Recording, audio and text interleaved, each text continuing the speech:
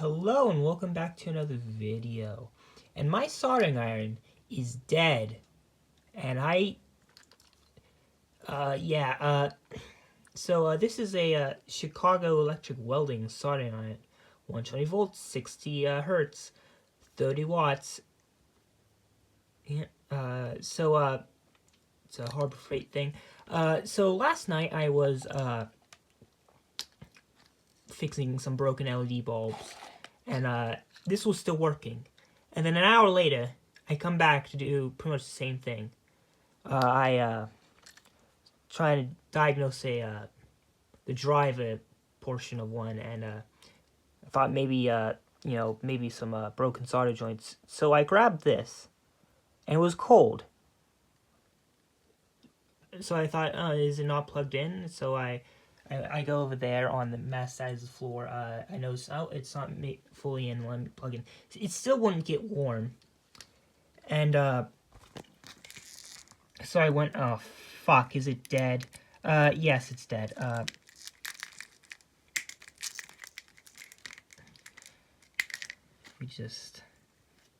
So I went, took the multimeter. I didn't immediately snip it off, but connected the multimeter, nothing. It is doing this weird thing with I don't know, weird mega ohm thing. Yeah, I don't. That's weird because this thing's only about a year old. Yeah, Harbor Freight sells cheap, nasty things, but you know, their basic stuff is pretty alright. It's pretty competent. And this is dead simple. This is just a big ass resistor on a stick. There's nothing in here except the heating element, which again is just a big power resistor. Now I did modify this thing. Now if any of you that's used one of these probably knows that the tips that come with it are absolute dog shit. 5 seconds after you tin them out of the package, the damn nickel plating just fails, and the tip immediately starts pitting. So these are some random Chinese special soldering iron tips from, I think, wish.com, actually. They're okay, actually. They kind of oxidize a lot, but I mean, they have been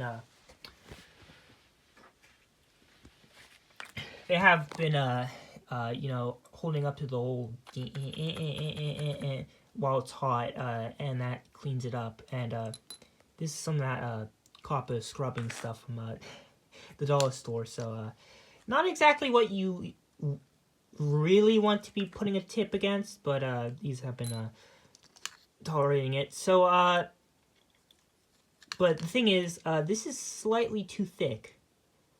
So what I did was I tried doing this before, but I absolutely destroyed that iron. Was I carefully, very slowly, took a drill bit, and enlarged the hole in there so that the few 0.2 millimeters or whatever it was, so that the tip fits in. This worked. It worked. The tip got hot, and I mean, you can tell the tip got hot because it has a blob of solder on it. But there's plenty of room in this in the tube of this thing that the mica layers and the thing is on is wrapped around.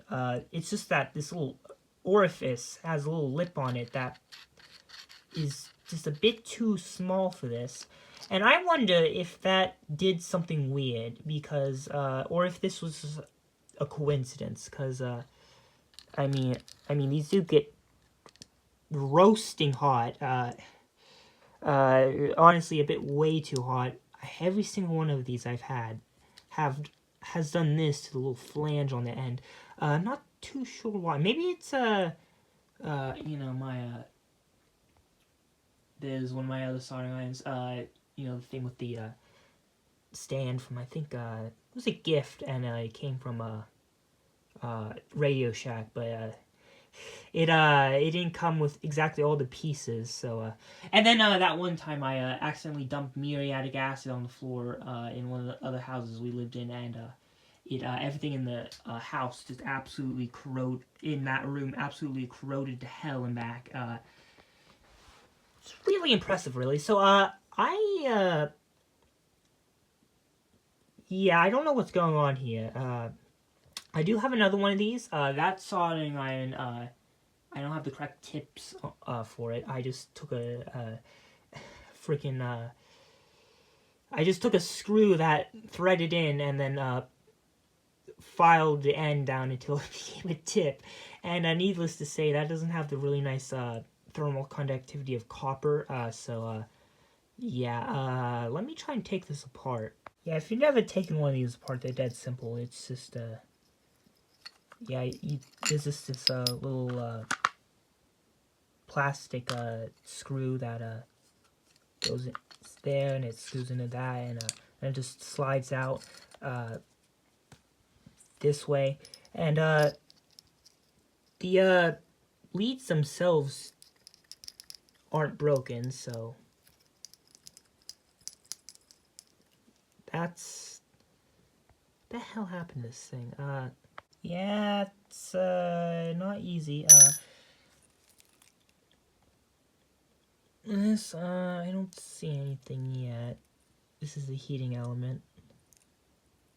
I had to absolutely torculate on that in order to get it out. Let me locate the brake.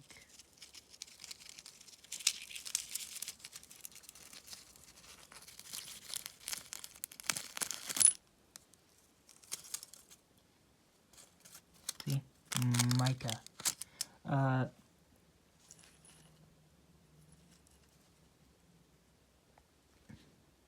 Look at this with my own eyes.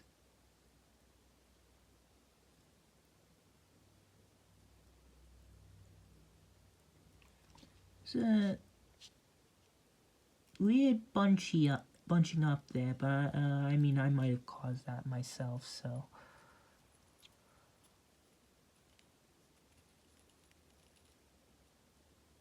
Doesn't look bad. I don't see anything obvious. Oh, it's still open, so,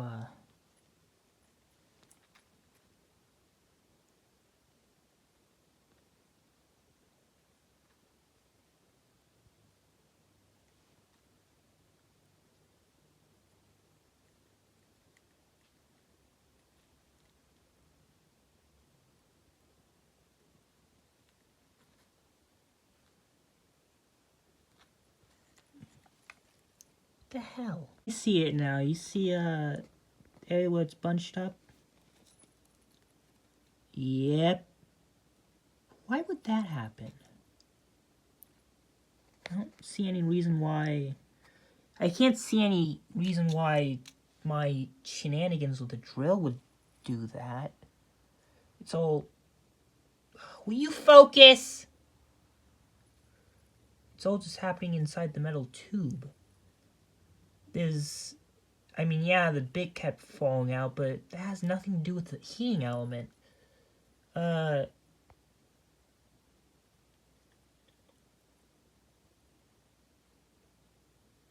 Yeah. That's odd.